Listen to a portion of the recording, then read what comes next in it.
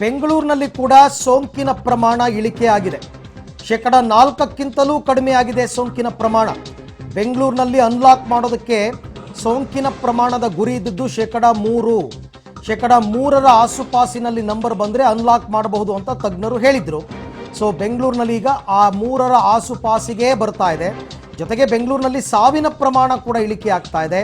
ಇವತ್ತು ಬೆಂಗಳೂರಿನಲ್ಲಿ 2973 ಸೋಂಕಿತರು ಪತ್ತೆಯಾಗುವ ಸಾಧ್ಯತೆ, ಅಂದರೆ ಮತ್ತೆ 3000 ಕೆಳಗಡೆನೇ ಇದೆ.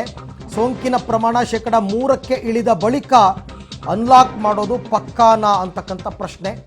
ಅದಕ್ಕೆ ಸರ್ಕಾರ ಉತ್ತರ ಕೊಡಬೇಕು. ಬೇರೆಯವರು ಬೇಕಾದಷ್ಟು ಮಾತಾಡ್ಬೋದು.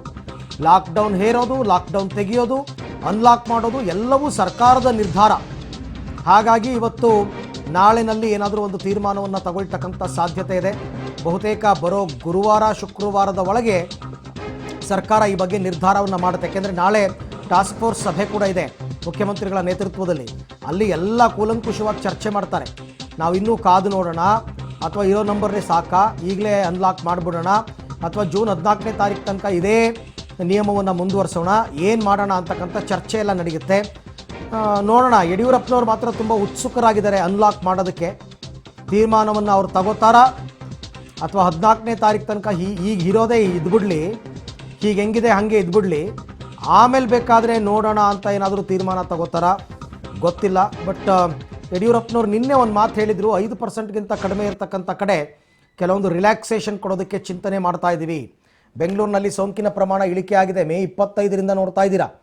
ಮೇ 25ಕ್ಕೆ 11.12%, ಮೇ 26ಕ್ಕೆ 12.36% ಇತ್ತು ಪಾಸಿಟಿವಿಟಿ ರೇಟ್, ಸೋಂಕಿನ ಪ್ರಮಾಣ.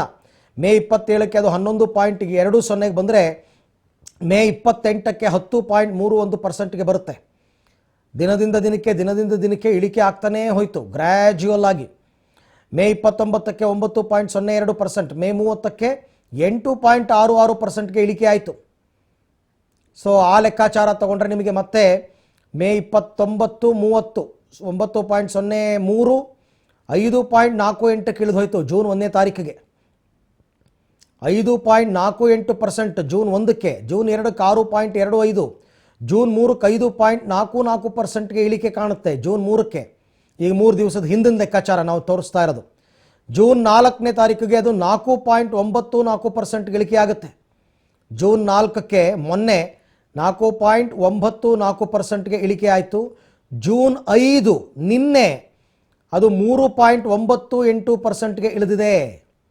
3% ಆಸುಪಾಸಿನಲ್ಲಿ ಬೆಂಗಳೂರಿನಲ್ಲಿ ಬಂದರೆ ಅನ್ಲಾಕ್ ಮಾಡ್ಬೋದು ಅಂತ ಹೇಳಿದರು. ಸೊ 3.98% ಸದ್ಯದ ನಂಬರ್. ಇವತ್ತೊಂಚೂರು ಜಾಸ್ತಿ ಆದಂಗೆ ಕಂಡು ಬರ್ತಾ ಇದೆ. ನಿನ್ನೆ ಕಂಪೇರ್ ಮಾಡಿದ್ರೆ ಅದೊಂದು 4% ಆಗ್ಬೋದು ಇವತ್ತು. ಯಾಕೆಂದರೆ ಒಂದು 200-300 ಕೇಸ್ ಜಾಸ್ತಿ ಇದೆ ಇವತ್ತು. ಸೊ ಆ ಲೆಕ್ಕಾಚಾರದಲ್ಲಿ ಇವಾಗ ಲೆಕ್ಕಾಚಾರ ಹಾಕ್ತಾ ಇರೋದು ಬೆಂಗಳೂರನ್ನು ಅನ್ಲಾಕ್ ಮಾಡೋಣ. ಜನ ಈಗ ಕಳೆದ 1.5 ತಿಂಗಳು 2 ತಿಂಗಳಿಂದ ಲಾಕ್ಡೌನಲ್ಲೇ ಇದ್ದಾರೆ, ಕಷ್ಟಪಡ್ತಾ ಇದ್ದಾರೆ. ತುಂಬ ಜನರಿಗೆ ಆರ್ಥಿಕವಾಗಿ ನಷ್ಟವಾಗಿದೆ. ಹಾಗಾಗಿ ಇನ್ನೂ ಇದನ್ನು ಮುಂದುವರಿಸೋದು ಬೇಡ ಅಂತ ಏನಾದರೂ ಸರ್ಕಾರ ತೀರ್ಮಾನಕ್ಕೆ ಬಂದರೆ ಆಗ ಬೆಂಗಳೂರಿನಲ್ಲಿ ಹಂತವಾಗಿ ಅನ್ಲಾಕ್ ಮಾಡಬಹುದು. ಏನು ಒಂದೇ ದಿನಕ್ಕೆ ಎಲ್ಲರನ್ನೂ ಬಿಟ್ಟುಬಿಡಲ್ಲ, ಹಂತವಾಗಿ ಅನ್ಲಾಕ್ ಮಾಡಬಹುದು. ಮೊದಲನೇ ವಾರ ಒಂದು ಸ್ವಲ್ಪ ಅಂಗಡಿಗಳಿಗೆಲ್ಲ ಓಪನ್ ಮಾಡೋದಕ್ಕೆ ಅವಕಾಶ ಕೊಡೋದು, 2ನೇ ವಾರ ಇನ್ನೊಂಚೂರು ಪಾರ್ಕು ಆ ಥರ ಏನಾದ್ರು ಅನುಕೂಲ ಮಾಡಿಕೊಡೋದು, ಬಸ್ಗಳನ್ನ ಬಿಡೋದು, ಹೀಗೆ ಹಂತವಾಗಿ. ಈ ಬಗ್ಗೆ ಮತ್ತಷ್ಟು ಮಾಹಿತಿ ನನ್ನ ಕೊಲೀಗ್ ಲೋಕೇಶ್ ಅವರಿಂದ ಪಡ್ಕೊಳ್ಳೋಣ. ಎಸ್ ಲೋಕೇಶ್, ಇವಾಗ ಬೆಂಗಳೂರಿನ ಅನ್ಲಾಕ್ ವಿಚಾರಕ್ಕೆ ಸಂಬಂಧಪಟ್ಟಂತೆ ಸರ್ಕಾರದ ನಿರ್ಧಾರ ಏನು, ಯಾವ ಆಧಾರದ ಲೆಕ್ಕಾಚಾರ ಆಗ್ತಾ ಇದ್ದಾರೆ, ಈ ಮುಂದಿನ ವಾರದಲ್ಲೇ ಏನಾದರೂ ಅನ್ಲಾಕ್ ಪ್ರಕ್ರಿಯೆ ಶುರು ಆಗ್ಬಿಡುತ್ತಾ ನಾಳೆಯಿಂದ ಅಂತ? ಅರವಿಂದ್, ಈಗ ಸರ್ಕಾರ ಯಾವ ರೀತಿಯ ತೀರ್ಮಾನವನ್ನ ತೆಗೆದುಕೊಳ್ಳುತ್ತೋ ಕಾದು ನೋಡಬೇಕು ಅಂತ ಕೂಡ ಬಿಬಿಎಂಪಿಯ ಮುಖ್ಯ ಆಯುಕ್ತರು ಹೇಳ್ತಾ ಇರುವಂಥದ್ದು. ಆದರೆ ಬಿಬಿಎಂಪಿಯ ಮುಖ್ಯ ಆಯುಕ್ತರು ಮತ್ತು ಬಿಬಿಎಂಪಿಯ ಬಳಿ ಇರತಕ್ಕಂಥ ಬ್ಲೂ ಪ್ರಿಂಟ್ ಅನ್ಲಾಕ್ ವಿಚಾರವಾಗಿ ಹಂತವಾಗಿ ಅನ್ಲಾಕ್ ಆಗಬೇಕು ಎನ್ನುವಂಥದ್ದು.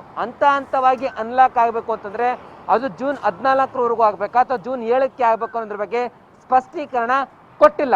ಜೂನ್ 7ನೇ ತಾರೀಕು ಒಳಗಡೆ ತಜ್ಞರು ಒಂದು ವರದಿಯನ್ನು ನಮಗೆ ಸಲ್ಲಿಸ್ತಾರೆ. ಆ ವರದಿಯಲ್ಲಿ ಅನ್ಲಾಕ್ ಮಾಡಬೇಕಾ ಬೇಡವಾ ಅಂತ ಹೇಳಿ ತೀರ್ಮಾನವನ್ನು ಕೈಗೊಳ್ತೀವಿ ಅಂತ ಹೇಳ್ತಾ ಇದ್ರು. ಆದರೆ ಬಿಬಿಎಂಪಿ ಹೇಳ್ತಾ ಇರುವಂಥದ್ದು ಜೂನ್ 14ರವರೆಗೂ ಕೂಡ ಬೆಂಗಳೂರಿನಲ್ಲಿ ಕಾದು ನೋಡುವಂಥ ತಂತ್ರವನ್ನು ಅನುಸರಿಸಬೇಕಾಗುತ್ತೆ ಅಂತ ತಜ್ಞರು ಮತ್ತು ಬಿಬಿಎಂಪಿ ವ್ಯಾಪ್ತಿಯ ಅಧಿಕಾರಿಗಳು ಮತ್ತು ಫೀಲ್ಡ್ ಆಫೀಸರ್ಸು ಹೇಳ್ತಾ ಇರುವಂಥದ್ದು. ಯಾಕೆಂತಂದ್ರೆ ಏಕಾಏಕಿ ಅನ್ಲಾಕ್ ಮಾಡಿಬಿಟ್ರೆ ಈಗ ಕೆಲವೊಂದಿಷ್ಟು ಮಂದಿ ಬೆಂಗಳೂರಿಗೆ ಬಂದ್ಬಿಟ್ಟಿದ್ದಾರೆ, ಹಾಗಾಗಿ ಸ್ಫೋಟ ಆಗುವ ಸಾಧ್ಯತೆ ಇದೆ.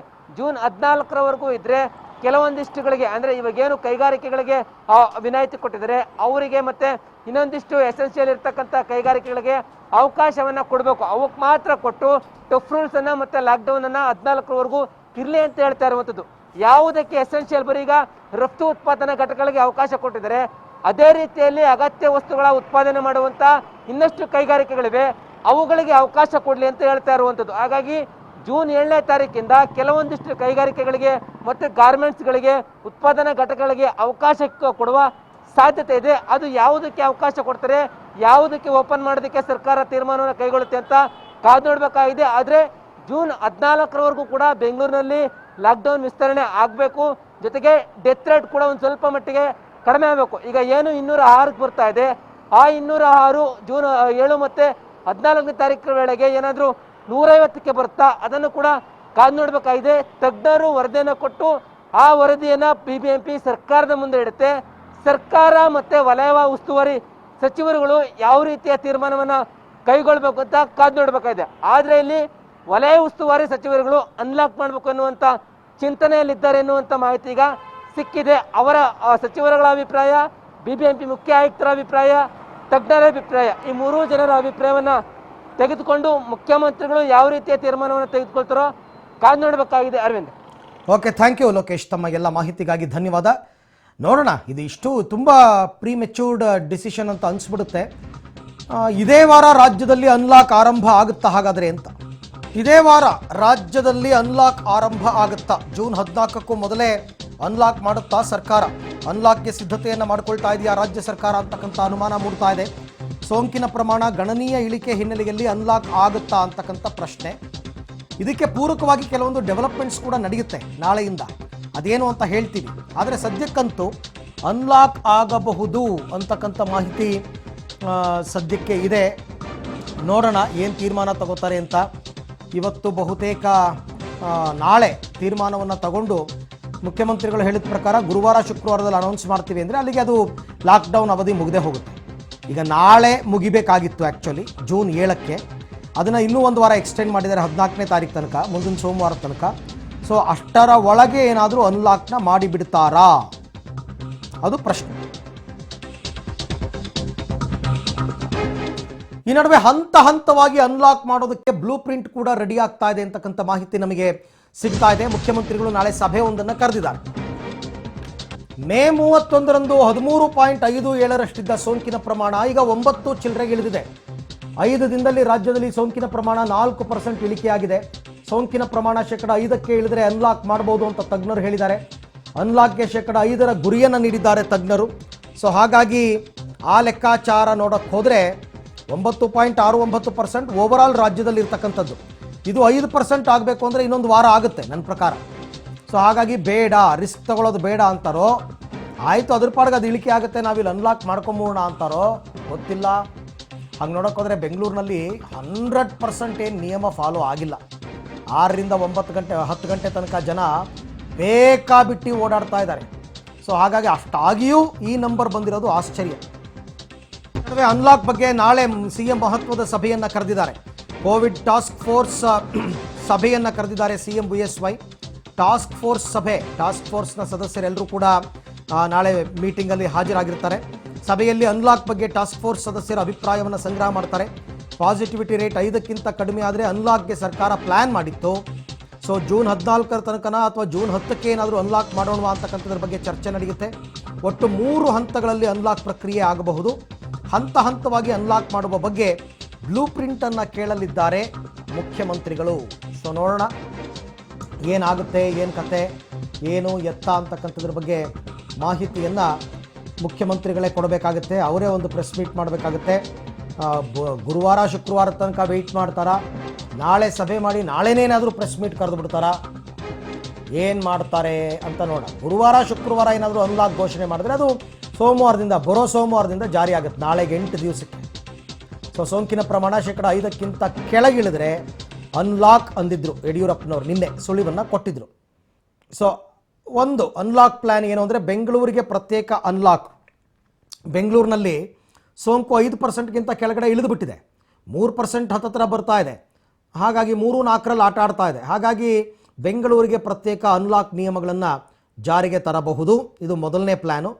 ಪ್ಲ್ಯಾನ್ ನಂಬರ್ 2, ಸೋಂಕು ಕಡಿಮೆ ಇರುವ ಜಿಲ್ಲೆಗಳಿಗೆ ಪ್ರತ್ಯೇಕ ಅನ್ಲಾಕನ್ನು ಮಾಡ್ಬೋದು. ಸೋಂಕು ಕಡಿಮೆ ಇರತಕ್ಕಂಥ ಜಿಲ್ಲೆಗಳು ಇದೆ ನಮ್ಮ ರಾಜ್ಯದಲ್ಲಿ. ಕಲಬುರಗಿ, ಬೀದರ್, ಹಾವೇರಿ, ಗದಗ ಎಲ್ಲ ಕಡೆ ಕಡಿಮೆ ಇದೆ. ಸೊ ಹಾಗಾಗಿ ಅಂಥ ಕಡೆಗೆ ಏನಾದರೂ ಪ್ರತ್ಯೇಕ ರೂಲ್ಸನ್ನು ಜಾರಿಗೆ ತರ್ತಾರಾ, ಕಾದು ನೋಡೋಣ. ಇನ್ನು ಅನ್ಲಾಕ್ ಪ್ಲ್ಯಾನ್ ನಂಬರ್ 3, ಸೋಂಕು ಹೆಚ್ಚಿರುವ ಜಿಲ್ಲೆಗಳಲ್ಲಿ ಷರತ್ತುಬದ್ಧ ಅನ್ಲಾಕ್. ಸೋಂಕು ಹೆಚ್ಚಿರುವ ಜಿಲ್ಲೆಗೆ ಷರತ್ತುಬದ್ಧ ಅನ್ಲಾಕನ್ನು ಮಾಡ್ಬೋದು. ಅಂದರೆ ಕೆಲವಕ್ಕೆ ಮಾತ್ರ ಪರ್ಮಿಷನ್ ಕೊಟ್ಟು. ಈಗ ಸೋಂಕು ಹೆಚ್ಚಿರುವ ಜಿಲ್ಲೆ ಅಂತಂದರೆ ಯಾವುದು? ಮೈಸೂರು, ಹಾಸನ, ತುಮಕೂರು, ದಾವಣಗೆರೆ ಇಂಥ ಕಡೆಗೆ ಕೆಲವೊಂದಕ್ಕೆ ಮಾತ್ರ ವಿನಾಯಿತಿಯನ್ನು ಕೊಡುವಂತಹ ಸಾಧ್ಯತೆ ಇದೆ. ಜೊತೆಗೆ ಜಿಲ್ಲಾಡಳಿತ ಕೂಡ ಮಧ್ಯಪ್ರವೇಶ ಮಾಡೋದ್ರಿಂದ ಏನಾಗುತ್ತೆ ಅಂತ ನೋಡಬೇಕು. ಈಗ ಈ ಎಲ್ಲ ವಿಚಾರಕ್ಕೆ ಸಂಬಂಧಪಟ್ಟಂತೆ ಮತ್ತಷ್ಟು ಮಾಹಿತಿ ನನ್ನ ಕೊಲೀಗ್ ಮಸೂದ್ ಅವರಿಂದ ಪಡ್ಕೊಳ್ಳೋಣ. ಮಸೂದ್, ಈಗ ನಾಳೆ ಕೋವಿಡ್ ಟಾಸ್ಕ್ ಫೋರ್ಸ್ನ ಸಭೆಯನ್ನು ಮುಖ್ಯಮಂತ್ರಿಗಳು ಕರೆದಿದ್ದಾರೆ. ಸಭೆಯ ಮಹತ್ವ ಮತ್ತು ಸಭೆಯಲ್ಲಿ ಚರ್ಚಿತವಾಗ್ತಕ್ಕಂಥ ವಿಚಾರ ಏನು? ಅರವಿಂದ್, ಈಗ ಅನ್ಲಾಕ್ನತ್ತ ರಾಜ್ಯ ಸರ್ಕಾರ ಗಮನ ಕೊಟ್ಟಿದೆ ಅನ್ನುವಂಥ ಹೇಳಿಕೆ ನೆನೆ ಕೂಡ ಮುಖ್ಯಮಂತ್ರಿಗಳು ಹೇಳಿದ್ದಾರೆ. ಯಾವೆಲ್ಲ ಜಿಲ್ಲೆಗಳಲ್ಲಿ ಸೋಂಕು ಕಡಿಮೆ ಆಗ್ತಿದೆ ಆ ಜಿಲ್ಲೆಗಳಲ್ಲಿ ಅನ್ಲಾಕ್ ಮಾಡಬೇಕು ಅನ್ನುವಂಥ ಚಿಂತನೆ ರಾಜ್ಯ ಸರ್ಕಾರದ್ದು. ಅದು 14ಕ್ಕೂ ಮುನ್ನ ಮಾಡ್ತಾರಾ ಅಥವಾ 14ರ ನಂತರ ಮಾಡ್ತಾರಾ ಅನ್ನುವಂಥದ್ದು ಸಚಿವರ ಜೊತೆ ಮತ್ತೆ ಕೋವಿಡ್ ಕಾರ್ಯಪಡೆ ಜೊತೆ ಚರ್ಚೆ ಮಾಡಿ ನಿರ್ಧಾರ ಮಾಡ್ತಾರೆ. ನಾಳೆ ಈ ನಿಟ್ಟಿನಲ್ಲಿ ಮಹತ್ವದ ಸಭೆ 2ವರೆಗೆ ವಿಧಾನಸೌಧದಲ್ಲಿ ಕೋವಿಡ್ ಕಾರ್ಯಪಡೆ ಸದಸ್ಯರ ಜೊತೆ ಇರುವಂಥದ್ದು. ಅನ್ಲಾಕ್ ಮಾಡಿ, ಆದರೆ ಎಚ್ಚರಿಕೆಯಿಂದ ಅನ್ಲಾಕ್ ಮಾಡಿ ಅನ್ನುವಂಥ ಸಲಹೆಯನ್ನ ಕೋವಿಡ್ ಕಾರ್ಯಪಡೆ ಸದಸ್ಯರು ಕೊಟ್ಟಿರುವಂಥದ್ದು. ಹಾಗಾಗಿ ಯಾವ ರೀತಿ ಅನ್ಲಾಕ್ ಮಾಡಬೇಕು ಅನ್ನೋ ನಿಟ್ಟಿನಲ್ಲಿ ನಾಳೆ ಚರ್ಚೆ ನಡೆಯುತ್ತೆ. ಜೊತೆಗೆ ಕಂಪ್ಲೀಟ್ ಆಗಿ 2ನೇ ಅಲೆ ಕಡಿಮೆ ಮಾಡೋ ನಿಟ್ಟಿನಲ್ಲಿ ಬೇರೆ ಮತ್ಯಾವ ಕ್ರಮಗಳನ್ನ ಕೈಗೊಳ್ಳಬೇಕು ಅನ್ನೋ ನಿಟ್ಟಿನಲ್ಲೂ ಕೂಡ ಕೋವಿಡ್ ಕಾರ್ಯಪಡೆ ಸದಸ್ಯರ ಸಲಹೆಯನ್ನು ಮುಖ್ಯಮಂತ್ರಿಗಳು ಪಡೆಯುತ್ತಾರೆ. ಪ್ರಮುಖವಾಗಿ ಅನ್ಲಾಕ್ ವಿಚಾರದಲ್ಲಿ ಜಿಲ್ಲೆಗಳ ಡಿಸಿಗಳಿಗೆ ವಿವೇಚನಾಧಿಕಾರ ಕೊಡೋ ಸಾಧ್ಯತೆ ಜಾಸ್ತಿ ಇದೆ. ಯಾವ ರೀತಿ ನಿರ್ಬಂಧಗಳನ್ನ ನೀವೇ ಹಾಕೊಳ್ಳಿ ಅನ್ನುವಂತಹ ಅಧಿಕಾರಗಳನ್ನು ಕೊಟ್ಟಿದ್ರು ಈ ಮುಂಚೆ, ಅದೇ ತರ ಅನ್ಲಾಕ್ ಸಂಬಂಧಪಟ್ಟಂತೆಯೂ ಕೂಡ ಡಿಸಿಗಳಿಗೆ ವಿವೇಚನಾಧಿಕಾರ ಕೊಡೋ ಸಾಧ್ಯತೆ ಇದೆ. ಆದರೆ ಈ ನಿಟ್ಟಿನಲ್ಲಿ ಏನ್ ರೂಲ್ ಗಳನ್ನ ಫ್ರೇಮ್ ಮಾಡಬೇಕು, ಯಾವ ರೀತಿ ಬ್ಲೂ ಪ್ರಿಂಟ್ ರೆಡಿ ಮಾಡಬೇಕು, ಎಲ್ಲವನ್ನೂ ಕೂಡ ರಾಜ್ಯ ಸರ್ಕಾರ ರೆಡಿ ಮಾಡಿ ಇಟ್ಕೊಂಡಿದೆ. ಇನ್ನಷ್ಟು ಸೋಂಕು ಕಡಿಮೆ ಆಗಬೇಕು ಅನ್ನುವಂಥ ನಿಟ್ಟಿನಲ್ಲಿ ಕಾಯ್ತಾ ಇರುವಂಥದ್ದು. ಆದರೆ 14ರ ನಂತರ ಮಾಡಿ ಅನ್ನುವಂಥದ್ದು ತಜ್ಞರ ಶಿಫಾರಸು. ಯಾಕೆಂತಂದ್ರೆ ಸೋಂಕು ಇಳಿಕೆ ಕ್ರಮ ಸ್ಥಿರವಾಗಿಲ್ಲ, ಸ್ವಲ್ಪ ಏರಿಳಿತಗಳಿದ್ದಾವೆ. ಹಾಗಾಗಿ 14ಕ್ಕೂ ಮುನ್ನ ಯಾವುದೇ ನಿಟ್ಟಿನಲ್ಲಿ ಈ ನಿರ್ಧಾರ ಕೈಗೊಳ್ಳಬೇಡಿ ಅನ್ನುವಂತಹ ಸಲಹೆ ಕೊಟ್ಟಿದೆ. ಹಾಗಾಗಿ ಜೂನ್ 14ರ ನಂತರವೇ ಅನ್ಲಾಕ್ ಪ್ರಕ್ರಿಯೆ ಆರಂಭ ಆಗುತ್ತೆ ಹಂತ ಹಂತವಾಗಿ ಜಿಲ್ಲೆಗಳಲ್ಲಿ. ಅರವಿಂದ್, ಅಂದ್ರೆ ಅಲ್ಲಿಗೆ ಬೆಂಗಳೂರಿಗೆ ಪ್ರತ್ಯೇಕವಾದ ಏನಾದರೂ ಅನ್ಲಾಕ್ ನಿಯಮಗಳನ್ನ ಜಾರಿಗೆ ತರ್ತಾರ? ಯಾಕೆಂದ್ರೆ ಬೆಂಗಳೂರಿನಲ್ಲಿ ಇವ್ರದ್ದು ಟಾರ್ಗೆಟ್ ಏನಿತ್ತು ಅದು ಆಲ್ಮೋಸ್ಟ್ ರೀಚ್ ಆದಂಗೆ ಕಂಡು ಬರ್ತಾ ಇದೆ. ಹಾಗಾಗಿ ಬೆಂಗಳೂರಿಗೆ ಬೇರೆ ನಿಯಮ, ಬೇರೆ ಜಿಲ್ಲೆಗಳಿಗೆ ಬೇರೆ ನಿಯಮ ಹಾಗೆ ಮಾಡ್ತಾರೋ, ಇಡೀ ರಾಜ್ಯಕ್ಕೆ ಏಕಪ್ರಕಾರವಾದ ನಿಯಮವನ್ನು ತರುವಂತಹ ಸಾಧ್ಯತೆ ಇದೆಯೋ? ಅರವಿಂದ್, ಇಡೀ ರಾಜ್ಯಕ್ಕೆ ಏಕಾಏಕಿ ರಿಲ್ಯಾಕ್ಸೇಷನ್ ಕೊಡುವ ಸಾಧ್ಯತೆ ತೀರಾ ಕಡಿಮೆ ಅಂತಾನೆ ಹೇಳ್ಬೋದು. ಯಾವ ಜಿಲ್ಲೆಗಳಲ್ಲಿ ಕಡಿಮೆ ಸೋಂಕಿದೆ ಆ ಜಿಲ್ಲೆಗಳಲ್ಲಿ ಹಂತ ಹಂತವಾಗಿ ರಿಲ್ಯಾಕ್ಸೇಷನ್ ಕೊಡಲಾಗುತ್ತೆ. ಇನ್ನು ಬೆಂಗಳೂರು ವಿಚಾರದಲ್ಲಿ ಮುಖ್ಯಮಂತ್ರಿಗಳೇ ತೀರ್ಮಾನ ತಗೋಬೇಕು. ಬೆಂಗಳೂರು ಆದಾಯದ ದೃಷ್ಟಿಯಿಂದ ದೊಡ್ಡ ನಗರ, ಆ ಹಿನ್ನೆಲೆಯಲ್ಲಿ ಇಲ್ಲಿ ಪ್ರತ್ಯೇಕವಾಗಿ ಅನ್ಲಾಕ್ ಮಾಡುವಂತಹ ಪ್ರಕ್ರಿಯೆ ಆರಂಭ ಮಾಡ್ತಾರ, ಕಾದು ನೋಡಬೇಕಾಗಿದೆ. ಅದು ಜೂನ್ 14ರ ನಂತರವೇ ಬೆಂಗಳೂರಿನಲ್ಲೂ ಕೂಡ ಅನ್ಲಾಕಿಂಗ್ ಆರಂಭ ಆಗುತ್ತೆ. ಆದ್ರೆ ಯಾವ ರೀತಿ ಮಾಡ್ತಾರೆ ಅನ್ನುವಂಥದ್ದು, ಈಗ ಬೇರೆ ಬೇರೆ ಜಿಲ್ಲೆಗಳಲ್ಲಿ ಅನ್ಲಾಕಿಂಗ್ ಅದೇ ಸಂದರ್ಭದಲ್ಲಿ ಮಾಡಿಬಿಟ್ರೆ ಆ ಜಿಲ್ಲೆಗಳಿಂದ ಜನ ಬೆಂಗಳೂರಿಗೆ ಬರೋದಕ್ಕೆ ಶುರು ಮಾಡಿಬಿಡ್ತಾರೆ.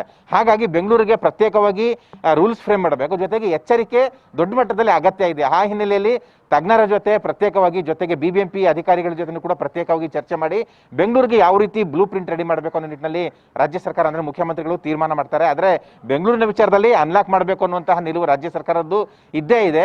ಯಾವ ರೀತಿ ಮಾಡಬೇಕು ಅನ್ನುವಂಥದ್ದು ಬೆಂಗಳೂರು ವಿಚಾರದಲ್ಲಿ ತೀರಾ ಅಸಡ್ಡೆ ಮಾಡಿಬಿಟ್ರೆ ದೊಡ್ಡ ಬೆಲೆ ತೆರಬೇಕಾಗುತ್ತೆ. ಹಾಗಾಗಿ ಇದಕ್ಕೆ ಸಂಬಂಧಪಟ್ಟಂತೆ ಅಗತ್ಯ ಚರ್ಚೆ, ಸೂಕ್ತ ತಯಾರಿ ಮಾಡಿಕೊಂಡೇ ಅನ್ಲಾಕಿಂಗ್ ಪ್ರಕ್ರಿಯೆಗೆ ರಾಜ್ಯ ಸರ್ಕಾರ ಕೈ ಹಾಕುತ್ತೆ. ಅರವಿಂದ್, ಓಕೆ, ಹಾಗೆ ಸಂಪರ್ಕದಲ್ಲಿರಿ ಮಸೂದ್, ನಿಮ್ಮ ಜೊತೆ ನಾನು ಮತ್ತೆ ಮಾತನಾಡ್ತೀನಿ.